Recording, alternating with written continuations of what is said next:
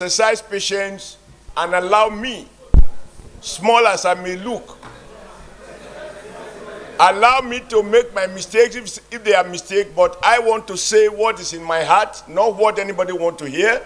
But the Senate is guided by rules. On this set program, the distinguished senator of the Federal Republic told the whole world that we looted our offices, the chairs, tables, televisions were carted away by the senators. Yes, such things happen, but then I'm begging.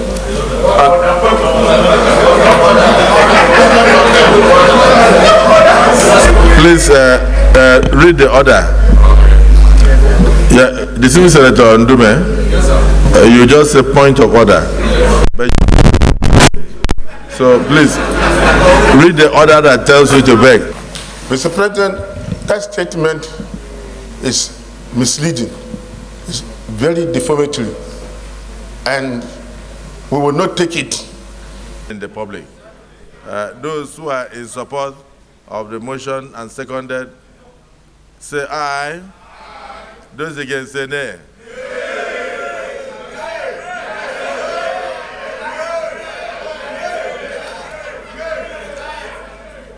The nays have it. Yes. Point of order, Senator Kwachiki. Order 10, Chapter 4, page 12 of the Standing Rule of the Senate. Mr. President, Chapter 4 speaks about privileges. Order 10, I read, any senator may rise at any time to speak upon a matter of privilege suddenly arising, and he shall be prepared to move without notice a motion declaring a contempt or a breach of privilege has been committed, or referring the matter to the Committee on Ethics and Privileges. But if the matter is raised in Committee of the Whole of the Senate, the chairman shall leave the chair to report progress. Mr. President, the matter arising has to do with one of our colleagues that granted a television interview concerning the Ninth Senate, which I was a member. On this set program, the distinguished senator of the Federal Republic told the whole world that we looted our offices, the chairs, tables, televisions were carted away by the senators. I feel very strongly about this, and I believe my privileges have been breached as one of the distinguished senators that served in the Ninth Senate. Mr. President, very distinguished colleague, this is a very serious matter. Our colleague was speaking to Nigerians. He was addressing Nigerians about this Senate, and knowing fully well that it's not possible for any senator to move a pin out of this National Assembly without the express approval of the management. Mr. President, the procedures are clear. At the end of our tenure, all the assets in our office will be verified by the management. We will sign for it, and if anything is not complied with or any asset is missing, your severance payment will not be paid. That is the rule. And items, it is expected that at the end of every four years, many of the items that we have in the office, that depreciable value will be zero. And it is upon the determination by the management of the Senate that any decision will be taken concerning any item of your office can either be awarded to you or not. But for our colleagues who came into this Senate, Canada, there are 1 or 2 items that are not there. No senator at any point in time have the prerogative of looking into our own office while serving. We are respectable people and we believe we should live our office. That comment, I feel strongly about it. I feel my privilege has been breached and I need the protection of this Senate and other colleagues of ours who serve in the nice Senate, and to call upon the distinguished senator who made this comment to address this Senate as to why he has to go that route without seeking for further clarification from this Senate, or else he should come up, stand up and apologize publicly to this Senate and to Nigerians for that comment that has been made. Mr. President, distinguished colleague, I so submit. Let me hear from Borno South, and by God's grace, the Chief Whip. Mr. President and distinguished colleagues, I stand before you as one of your colleagues to appeal. Yes, such things happen, but then I'm begging.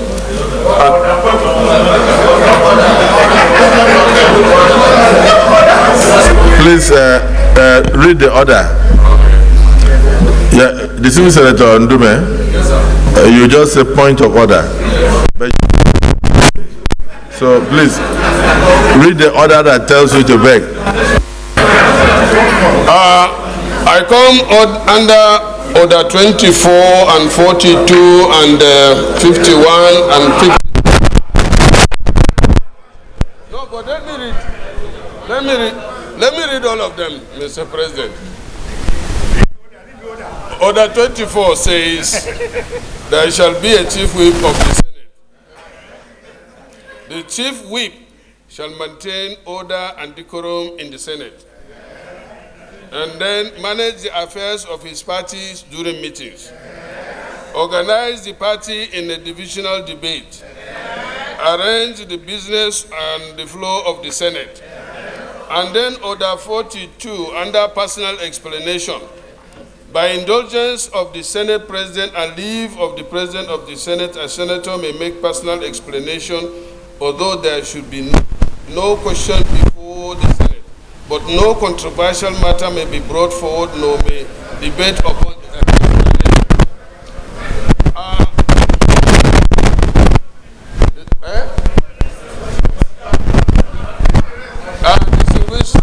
distinguished colleagues, what I'm making is we should move to closed session to discuss this matter. I so move. Any seconder? President, I equally read that statement in the social media, and I even thought that it is fake news. So I'm surprised that my colleague is bringing it here, which means that it is true. Mr. President, that statement is misleading. It's very defamatory, and we will not take it as a Senate. I equally serve in the 9th Senate, and I know that the content of that interview is false. And I support what my colleague has said. Whoever it is should publicly apologize. And if he is here, he should stand up and apologize. Otherwise, we will refer this matter to the Ethics and Privileges Committee. There is a point of order. Please permit me to remind all of us that all items in the office of each senator, every year such item depreciates to the tune of 25%. So at the end of 4 years, the book value becomes 0. So every senator is given an opportunity through formal letter written to each and every one of us. This is a tradition. A tradition every 4 years that's always done. Then you are given the right to either accept or reject the offer to purchase those items. So when you register your acceptance, you can now go away with those items. And you pay. You either pay through cash or through your severance gratuity. You pay before you take it. And they will remove money automatically for your severance gratuity. And such monies are taken directly to the consolidated revenue fund of the federal government. So those items that were removed legally. And it's tradition in every end of every Senate. So it's possible because our colleague is new, Mr. President. Our colleague is new. He doesn't understand this tradition in the Senate. He's new. Even when excuse me. Even a senator the other time made such mistake, but he didn't go to press. He came and asked us. We told him this is the tradition, and he said, "Oh, that's okay." And he waited, and those items were supplied. As we speak, the management of the National Assembly is preparing to supply those items, new items, to the offices. So what happened was that our colleague did not know this tradition, and it was a mistake on his part. So I think naturally any human being can make a mistake, and I think having known this, I know he's a leader, he's somebody who have chaired the largest party in Africa some time back, former president of NLC, former governor of a very, very strategic state in this country. So I know anybody can make mistake, and I know he will apologize for this mistake. I know he will apologize. Thank you, Mr. President. Well, distinguished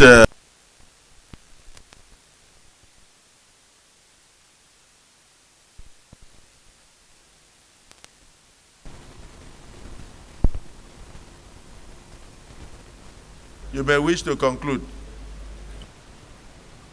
I have not seen any huge amount appropriated for the comfort of members of the National Assembly. Rather, what I've seen is a percentage amount that will enable them almost to zero value. So if we need to replace those vehicles for oversight functions, you can't even go for oversight without having vehicles. And most of the offices, for those who opted to buy the boarded items, computers, and the television sets and others, need to be replaced. So those things are not for comfort. They are actually meant to assist distinguished senators and members of the National Assembly to carry out their constitutional responsibilities. This is a very major arm of government, and the only arm of government that signifies democracy all over the world. So there is no way you can come here without the tools for you to carry out their job, not for their comfort. You may wish to rephrase your statement. Exercise patience and allow me, small as I may look, allow me to make my mistakes if they are mistakes, but I want to say what is in my heart, not what anybody wants to hear.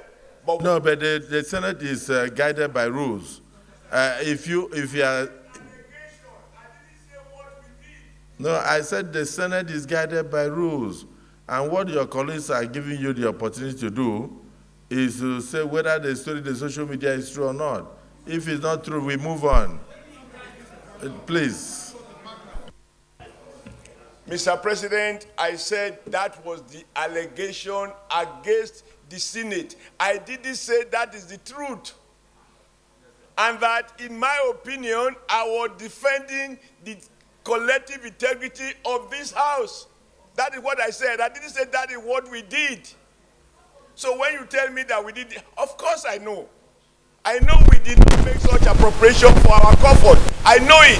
And that is why I tried to make some explanation. Just give me a few minutes and I will be done. Yeah, you are protected. Very much for the protection. Small people need even more protection.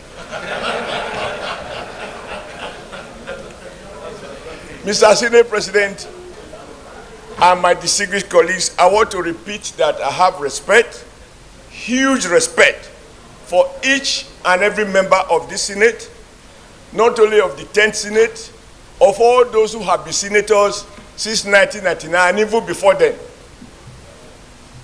as evidenced by the fact that the journey to this place is not easy. Number two, in my view, what I did, and I'm happy it is recorded, at no time in the course of my reply to the allegation made by the TV host, at no time did I say that senators looted their office. I never said so. And I will challenge with respect to the mover of the motion to show that clip of the Channels television. What I said was this: I said offices were vandalized. And Mr. President, except that people didn't take our informal chat seriously, I've had calls in your office, in the office of the Deputy Senate President, and in other offices where we agonize over the state of our offices. And I said, on that television, I said, many senators here have had to use their money to procure basic needs for their office, because the ones that were there before were removed. I never imagined evil now. I do not believe that a senator will vandalize his own office. Why? So how can anybody accuse me that I accuse senators of vandalizing offices? I have huge respect for every senator. And even if I thought that senators did it, I have the privilege in this house, whether in the open or closed section, to ask those questions as to why senators should be vandalizing their offices. I have never thought so, and I never said so.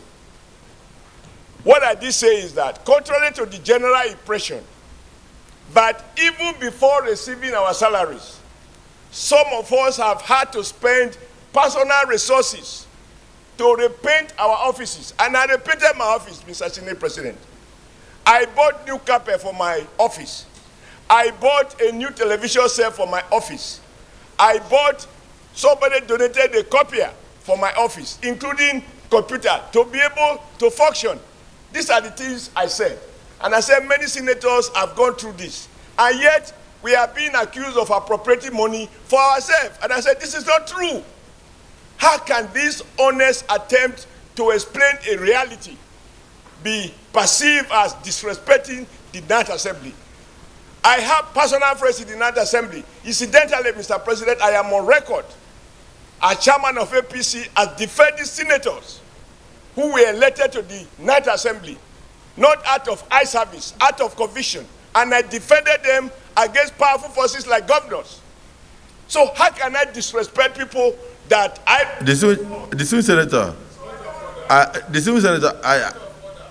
Members that drew up this order. Order 10, read out by distinguished Senator Olamilekon, was not complete. It says, and I want to read, any senator may rise at any time to speak upon a matter of privilege suddenly arising, and he shall be prepared to move without notice a motion declaring that a contempt or breach of privilege has been committed, or referring the matter to the Committee on Ethics and Privilege. But if the matter is raised in the Committee of the Whole, the matter shall, the chairman shall leave the chair and report progress. The normal thing to do here, Mr. President, distinguished colleagues, is to refer the matter to the Committee on Ethics and Privileges. They will give the two sides opportunity to discuss the matter and come up with it. Instead of us here arguing and trying to wash our dirty linens outside. And that's why I earlier proposed that we go into closed session.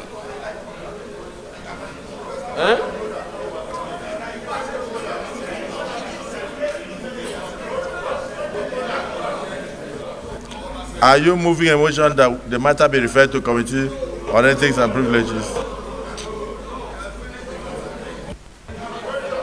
I'm not saying that, but Mr. President, this matter is not something that when the mover of the motion raised it, I believe he is not raising it because he wants judgment or case to be between him and the person, but to resolve the matter amicably. And I was thinking that the distinguished senator will stand up, and now he said he was quoted out of context and apologized to the committee, and we move on. Senator Ismail Akau.